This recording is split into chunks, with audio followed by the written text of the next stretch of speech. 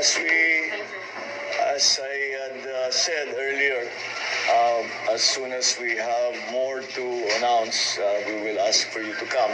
So, sandali lang, we are video briefing. As I'm sure you know, nakakatanggap na ako ng mga congratulatory messages from different heads of states. Nakausap ko na ang unang nakatawag sa amin ay yung US, the President Joe Biden, and China, President Xi. Nakausap ko namin also the Japanese Prime Minister Kishida. I even spoke to the outgoing Prime Minister of Australia, PM Morrison, who just went through an election also. So, marami na talagang nangyayari, marami na talagang we are already being recognized. This new administration is being already recognized. Mukha namang walang problema sa recognition. Maybe the comfortable margin that we enjoyed during the election has a part to play with that. In connection of that, today I met with three ambassadors. The ambassador of South Korea, the ambassador of Japan, the ambassador from India, and now the head of station of the United States, where we were able to discuss many of the things that how we are going to handle the next few years in terms of our relationships with the different countries. Ang aking lang laging pinapaalala sa kanila, sinasabi ko, palagay ko, sa pandemyang ito, ang recovery ng lahat natin ay hindi kakayanin ng kahit isang bansa, kahit gaano kayaman. Kailangan the partnerships will be the one that will bring us to keep the global economy at least as stable as is possible, and will give us the opportunities for us to take advantage of the opening of the global economy. So I think that we were all in agreement that that is going to be the situation.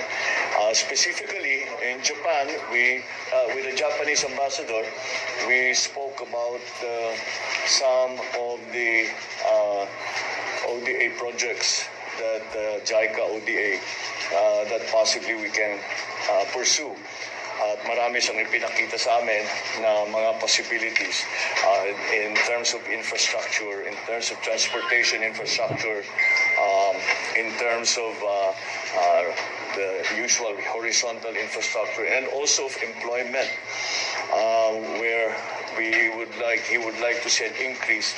Japan would like to see an increase of employment of Filipinos in Japan. So that we will pursue those opportunities further. With the ambassador of South Korea, napag-usapan namin yung IT, digital communication, because South Korea is still considered to be one of the best in the world when it comes to IT. And I said, kung sana matulungan mo kami diyan. At pinag-usapan din namin with the South Korean ambassador, napag-usapan din namin yung offer nila at yung nakapunta na rito ng mga expert na nuclear power para tignan ang Bataan Nuclear Power Plant para makita kung ano ang maaring gawin. Pwede pa bang ituloy o kailangan na magtayo ng bago? What are the things that we will have to do? So, binuhay namin ulit ang diskusyon na yon. Although they have come before, we will now study their recommendations and their findings, and we will see if it can still apply. Because as we have been talking about all through the campaign, isa sa pinakamalaking problema is the supply of power. If we are going to industrialize post-pandemic, we are going to go through rapid industrialization, when the power sector must be ready for that. And the problem with in the power sector is that laki ang lead time. Kahit na siguro yung pinakamaliit na planta, 3 years yan, minimum.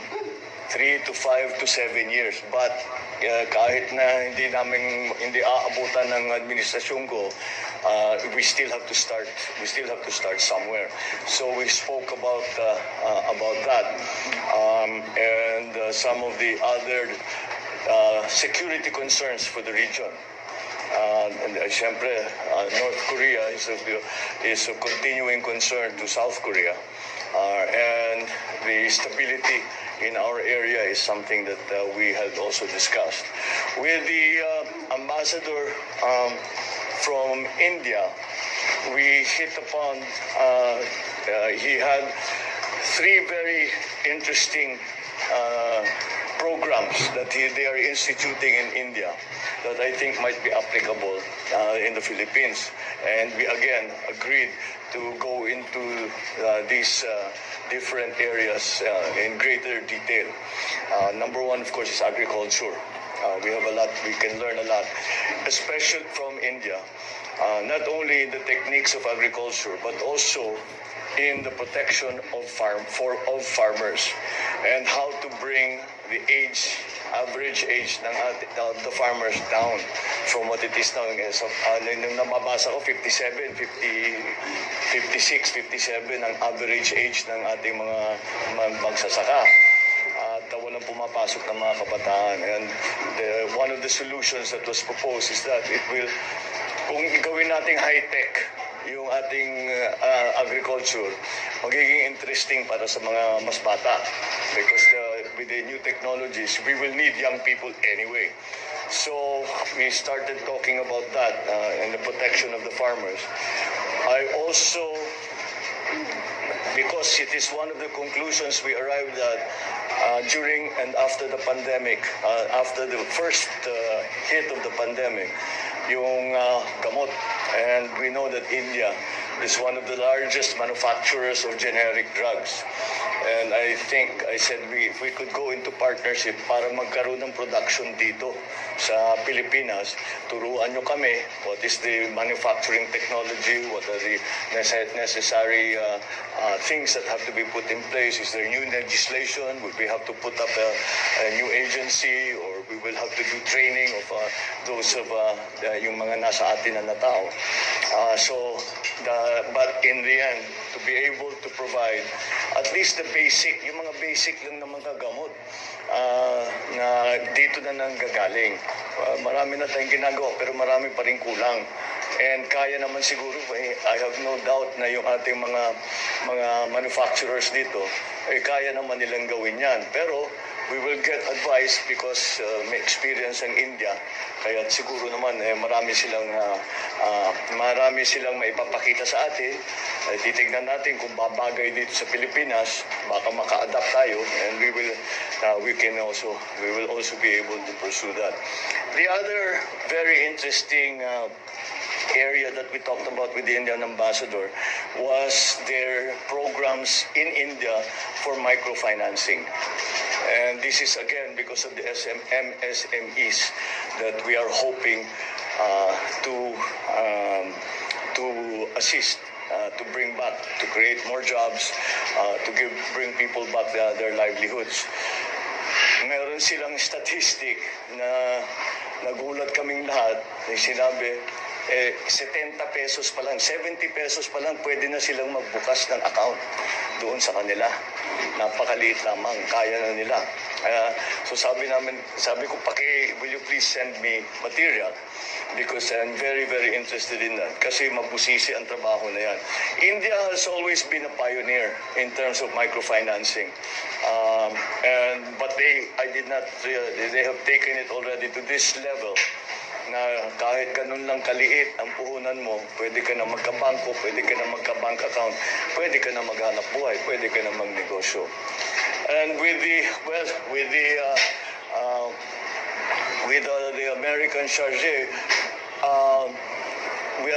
as you can imagine, pagka kausap natin Amerikano, marami talaga kaming pag-uusapan.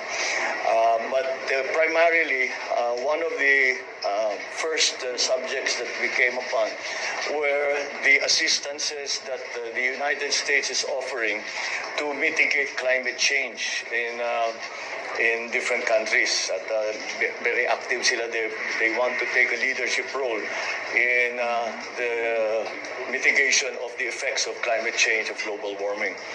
And I said, it is that became, nung nakita ko sa brief na yun ang kanilang ginagawa, ay nakita ko kagad kasi napakataas natin, top 3 tayo sa at risk sa climate change. So that is immediately of great interest. Security concerns, of course, have always been a big part of our relationship with the United States. But then the additional aking sinasabi, it is very well, of course, we will welcome any assistance for the economy that we can get from the United States. But I think that not only a dependence on aid from the United States, but also in trade not aid, balik pa rin tayo doon, trade not aid. And so to open the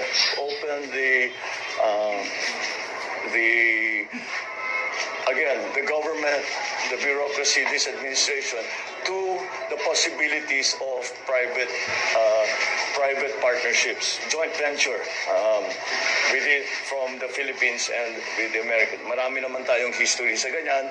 Marami nagbubukas dito na kumpanya na American for a long time now. So that is a well-established route or role that we have the part of our relationship. Siyempre, security concerns, pinag-usapan namin the return or the re-signing or the extension of the VFA agreement and how it has to be redefined for the near future with the changing situation around the world, especially in our region. Siyempre, yun ang ating primary concern. So we talked about some new technologies that might be available to us in terms again of power generation, but which ang usapan talaga nasa climate change. Napunta kasi naman climate change na pupunta yan sa lahat ng sektor eh. Kaya yun ang napunta sa power, napunta sa agri, napunta sa iba't ibang sektor. So that is the extent of my discussions with the ambassadors today. With some of the diplomats that came to see me today. This is not the first time I've met with them. This must be about the second, third, or fourth time already dahil nung kampanya pa lang, marami nang pumupunta, nagtatanong, ano ba talagang iniisip mo, yung binabalak mo. And this is just to further the discussion so that we get into actual practical detail. Hindi lang yung mga vague ideas of what can be done, but really to dig down and to see what can be done, what needs to be done para mag-succeed itong mga program na ito. What do we have to do in the Philippines? What can we expect from our partners around the world? So that's basically it. Except for some of, I think yung inaantay nyo talaga yung mga appointment. Well, na ano tayo ni our friend, the incoming DOJ secretary has already announced it himself. So sa segundahan ko na lang siya that Boying Remulla, I have asked him to join the government as DOJ, the Secretary of the Department of Justice. I think he will be very good. He has, as you know, he has a great many years of experience in government, number one, and what many people do not know is that he's actually a very, very good lawyer, and so I think he will fit very nicely into the DOJ. I guess we can talk about our last meeting already. I had over lunch the former Secretary Laguesma of Dole and Tuts Ople to talk about the labor segment, both Dole and the new Department of Migrant Workers. So our new my nominee for Dole is going to be the former Secretary Laguesma, to return. And we've asked help from Tuts Opde to organize already the Department of Migrant Workers, so that when the time comes that we are mandated to start operations, we are ready. Hindi na tayo mag-a-adjust, hindi na tayo magpapalit. Kaya ang naging concern ko is mahirap naman kung magbabago tayo 2 years from now, babaguhin natin dahil magkakaroon ng Department of Migrant Workers. Kung ititigil pa natin ang services bago tayo nag-organize. So sabi ko, para hindi matigil ang functions, ay ngayon pa lang, umpisahan na nating pag-isipan kung ano ang gagawin natin para pagdating ng panahon ay mabilis na. The Department of Migrant Workers from the day one will immediately be operational and performing its function. That's really my general policy sa lahat na ito, is to fix policy as early as now, so that when the time comes that we are giving now our nominations to the CA, ay mabilis na ang magiging proseso. At kahit na hindi pa ma-confirm yung mga iba, hindi pa natapos ang confirmation process ng mga iba, ay ang mangyayari ay marami na tayong naintindihan na ng mga tao natin, the cabinet secretaries and the rest of government, kung ano yung kailangan gawin, what is expected, what the timetable has to be, so that we can immediately start work as soon as the term of the next administration begins. I have also tapped an old friend who also was formerly in this position, Arce Balisacan, who was our former NEDA, and I've asked him to return to NEDA. I've worked with him extensively in the time that I was governor.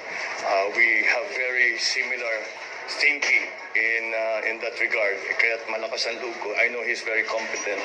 I know his policies are policies that will be to the betterment of our country and for employment, for the development of the economy.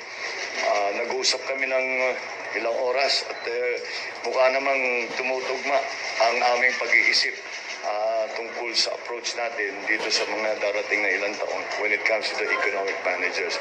I know that siyempre ang punot dulo talaga ng susunod na administrasyon is the economy. Kaya alam ko yan, inaabangan na talaga ninyo. Allow me and maybe a few more days for me to be able to announce formally who will be part of the labor sector is going to be very much part of any redevelopment and recovery of the economy. So that's part of it. NEDA, obviously. Sa NEDA, having come from governor, sabi ko dapat ibalik natin yung primary function ng NEDA. NEDA, you have to remember, is the National Economic Development Authority. And the process has always been that the provincial development councils will forward their recommendations to the regional development council, which will forward their recommendations to NEDA. Hindi na nasunod yun. Kailangan natin maibalik because, again, being a proponent of local government, we need to hear from local governments so that what we do at the national level is relevant to the needs and the concerns of local government. So that's it for now. I think that's enough to be getting on with. We're working very hard on the other departments, and dahan-dahan naman. We are beginning to fill the positions. I still have to talk to them, some of our proposed nominees, And we have to understand na nagkakasundo kami sa polisiya. Kasi kung hindi naman sila mag-agree, mahirap naman masyado yun.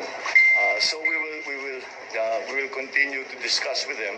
And should they agree, umpisahan na namin ang mga planning para diyan. So I want, technically talaga, dapat after proclamation itong mga announcement na ito. Pero I know na maraming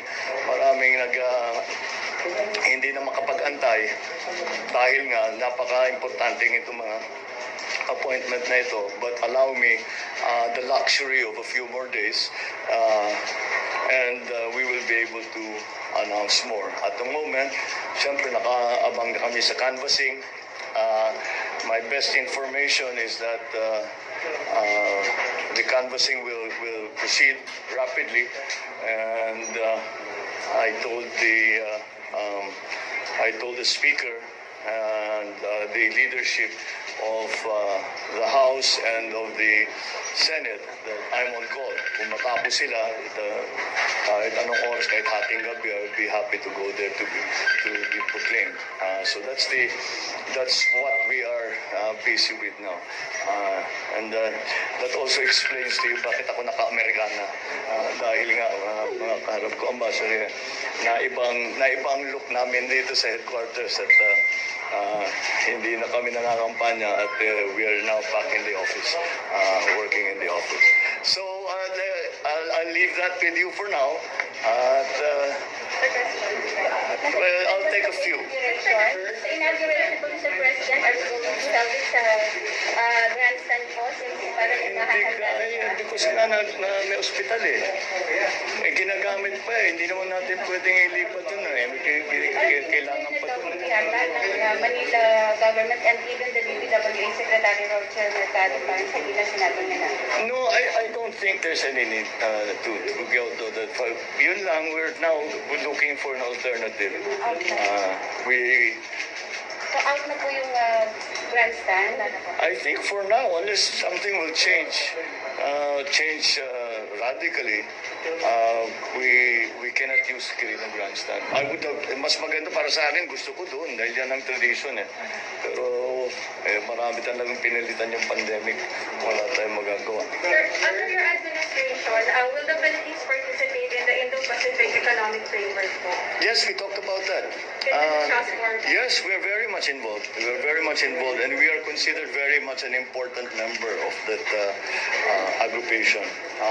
So some of the elements of the Indo-Pacific Regional Treaty are going. We spoke about with the different ambassadors, most specifically with the American charge. So yes, we will be involved in that. But your House Majority Leader has said that... I'm sorry? House Majority Leader Romualdez has said that... I'm sorry, I'm really... Hello, sir. House Majority Leader Romualdez has said that a stimulus measure is among your top priority legislation regarding the Congress, sir. Sir, may we know, sir, if you think that the government still has funds to fund another stimulus package? And then, sir, given that 90% of the 2022 budget has already been disbursed to various agencies.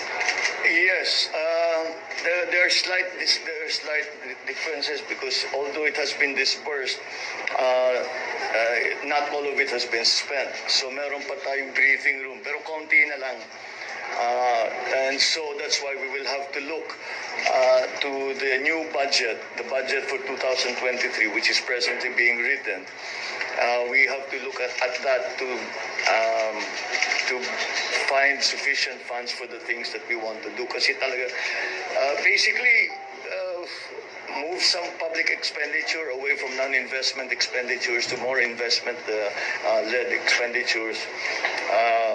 Again, to revitalize, to retool the economy. Sir, you also open selling government assets such as the EIA and a portion of the Manila Bay as proposed by Congressman Salcedo to pay for the graduate debt, sir. I'm always very wary of selling government assets. So as a matter of principle, I'd rather not. So, yes. Sir, just a follow-up, how do you think the Philippines will benefit from the Indo-Pacific Economic Framework? Well, it's going to be, because now, as I said, the survival and the stability of the global economy, or even just the regional economy, is going to depend on the partnerships we make with other countries. And that's why that's going to be very important. We have to open as much of the economy as we can to trade. And that's where these kind of treaties come in. Okay, thank you. Maraming